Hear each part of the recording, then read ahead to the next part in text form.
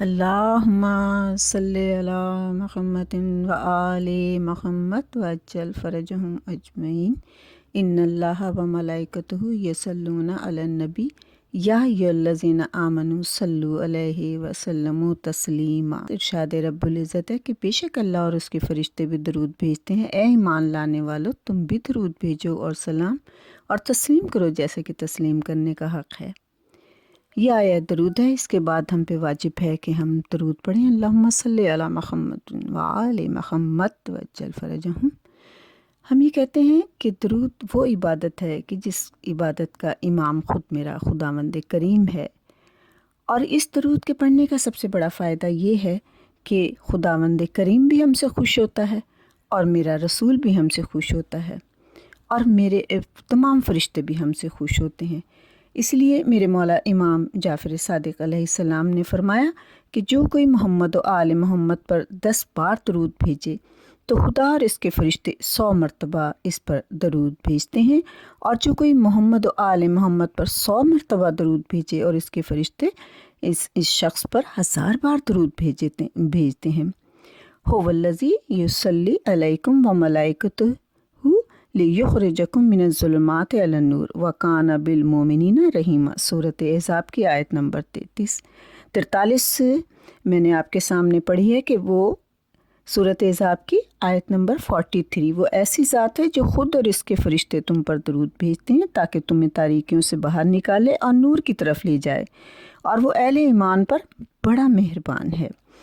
اس کا مطلب یہ ہوتا ہے کہ جب ہم ایک دفعہ کوئی درود پڑھتا ہے تو ہمیں 100 نیکیوں کا ثواب ملتا ہے، اور فرشتے بھی ہمارے لیے مغفرت کی دعا کرتے ہیں، اور خداوند کریم ہم پہ رحمت نازل کرتا ہے، اور رسول خدا خوش ہو کے دعا دیتے ہیں۔ اسی طرح مناقب میں سید احمد نے تحریر کیا ہے، اور شیخ ابو الفتح رازی نے اپنی تفسیر میں کہ رسول خدا سے نقل کرتے ہیں کہ آپ نے فرمایا، میں نے معراج کی رات آسمان کی سیر کرتے ہوئے ایک فرشتے کو دیکھا جس کے 1000 ہاتھ تھے، اور ہر ہاتھ میں 1000 انگلیاں تھیں، یعنی اس کے 1000 ہاتھ تھے اور 1000 ہاتھوں میں ہر ہاتھ میں 1000 انگلیاں تھیں۔ وہ فرشتہ حساب کر رہا تھا اور اپنی انگلیوں سے گن رہا تھا۔ میں نے جبرائیل سے پوچھا کہ یہ فرشتہ کون ہے اور کس چیز کا حساب کر رہا ہے؟ جبرائیل نے کہا، یہ فرشتہ بارش پر موکل ہے اور حساب کر رہا ہے کہ کتنے قطرے آسمان سے زمین پر گرے ہیں۔ آپ نے اس فرشتے سے فرمایا، کیا تجھے ابتدا سے لے کر آج تک معلوم ہے کہ کتنے قطرے زمین پر پڑے ہیں؟ اس نے عرض کیا، مجھے قسم ہے اس خدا کی جس نے آپ کو حق کے ساتھ اپنی مخلوق کی طرف رسول بنا کر بھیجا ہے۔ نہ صرف یہ کہ مجھے اتنا پتہ ہے کہ آسمان سے زمین پر کتنے قطرے پڑے ہیں، بلکہ یا رسول اللہ، میں یہ بھی جانتا ہوں کہ کتنے قطرے سمندر میں گرے ہیں اور کتنے قطرے بارش کے خشکی میں گرے ہیں، کتنے قطرے آبادی میں گرے ہیں، کتنے قطرے باغ میں گرے ہیں، کتنے قطرے شور زدہ زمین میں گرے ہیں، کتنے قطرے قبرستان میں گرے ہیں، اور کتنے قطرے آبادی میں گرے ہیں اور کتنے قطرے ویرانے میں گرے ہیں۔ رسول خدا صلی اللہ علیہ وآلہ وسلم نے فرمایا، میں نے اس کے حافظے پر تعجب کیا اور تعریف کی۔ جب اس نے مجھے اتنا متعجب دیکھا، حیران دیکھا، رسول اللہ فرماتے ہیں، تو اس نے کہا کہ یا رسول اللہ، باوجود اس کے کہ میرے 1000 ہاتھوں اور ہر ہاتھ کی 1000 انگلیاں ہیں، میں گنتی کرتا ہوں، لیکن ان ہاتھوں اور ان انگلیوں کے باوجود میرے پاس اتنا طاقت اور حافظہ بھی ہے، لیکن ایک چیز کا حساب کرنے سے قاصر ہوں۔ رسول اللہ نے فرمایا کہ کون سی ایسی چیز ہے کہ جس کو تو گننے سے قاصر ہے؟ وہ کس چیز کا حساب ہے؟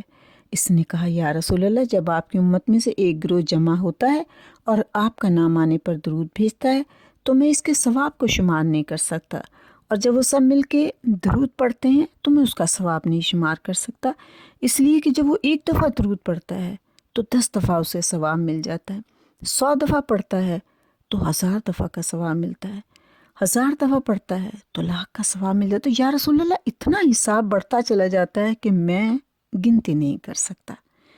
رسول اللہ خوش ہوئے اور صحابیوں سے کہا کہ زیادہ سے زیادہ درود پڑھا کرو کہ دیکھو اس میں کتنا ثواب ملتا ہے۔